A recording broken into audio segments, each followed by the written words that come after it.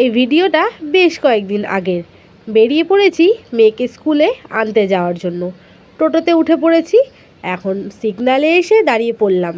প্রত্যেক দিন কিন্তু এই সিগনালে এসে 1-2 মিনিট দাঁড়াতেই হয়। তো চলো, সিগনাল গ্রিন হয়ে গেছে, চটপট বেরিয়ে পড়লাম স্কুলে। তো স্কুল ছুটি হয়ে গেছে, এখনও সব বাচ্চারা কিন্তু তবে বেরোয়নি। এবার আসল ঘটনায় আসা যাক। আজ ছিল আমার মেয়ের স্কুলের ফায়ারলেস কুকিং ডে অ্যাক্টিভিটিস। তো সেই নিয়েই কিন্তু আজকের ভিডিও। তো মেয়ের ছুটি হয়ে গেছে, মেয়ের ফ্রেন্ড কিন্তু আগে চলে এসছে, তবে আমার মেয়ের এখনও কোনো পাত্তা নেই। উনি ধীরে সুস্থে হেলতে দুলতে বেরোচ্ছে। বেরিয়েই ওদের থাকে সেটা হলো নালিশ। ইনি হচ্ছেন দেবাংশু বাবু, বেরিয়েই কিন্তু আমার মেয়ের নামে নালিশ করছে।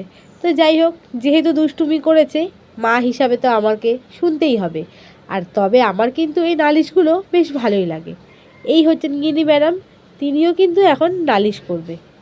টোটো করে নিয়ে চলে আসছি বাড়িতে। এখন শুনে নাও টোটোর মধ্যেই ওর কিছু কথা। আর তোমাদের আজকে নো কুকিং ফায়ার ডে ছিল, রান্না করেছো? হ্যাঁ,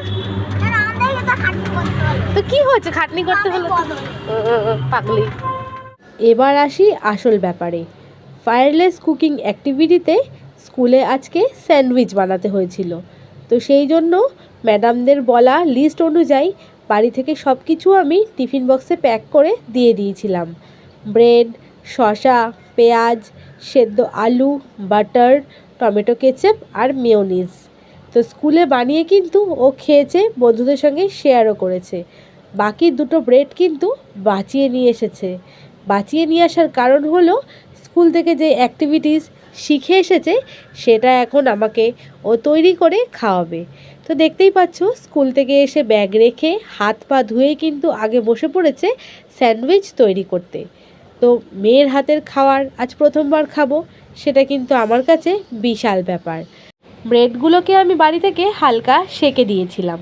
তো সেই সেঁকা ব্রেডগুলোর মধ্যেই এখন বাটার লাগিয়ে দিচ্ছে। তবে ও আবদার করলো, মা আমি চামচ দিয়ে না করে হাত দিয়েই করব। ঠিক আছে, করো, কোনো ব্যাপার না। আসল কথা, বাচ্চারা যেমনই কিছু জিনিস তৈরি করুক না কেন, মায়েদের কাছে কিন্তু সেটা কখনোই খারাপ হয় না। তো হয়ে গেল বাটার লাগানো। এরপরে ওপরে টপিংসগুলো দিয়ে দেবে, শসা, সেদ্ধ আলু আর পেঁয়াজ।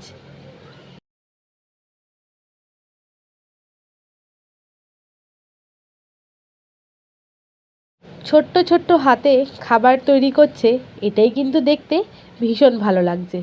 ওই যে নিচে একটু পড়ে গেল, ভাবলো আমি হয়তো বকা দেবো, কিন্তু না, একদমই না।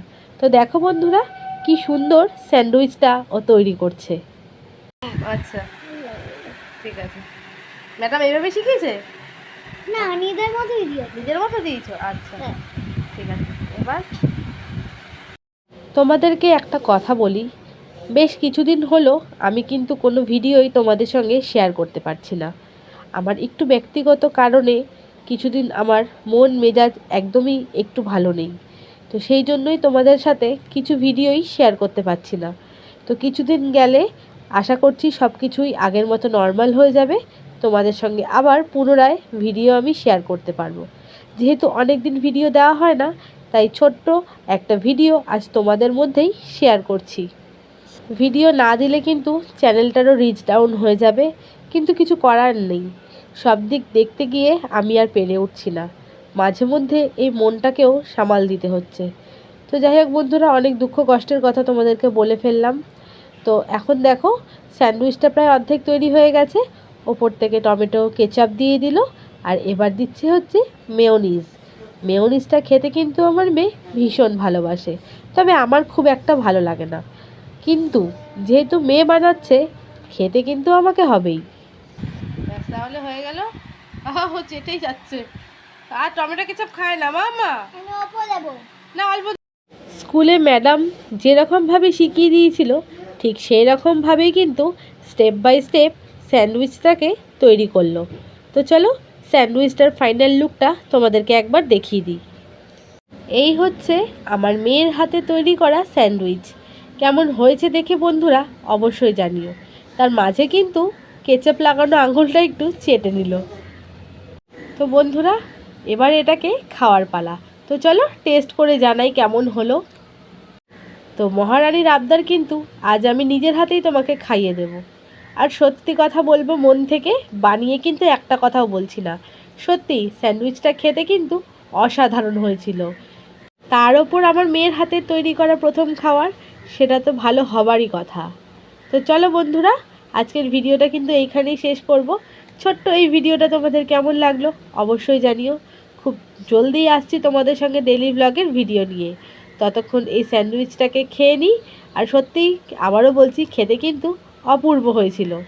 আমাকে দেবে কি ও খেতে, ও নিজেই কিন্তু খেতে ব্যস্ত।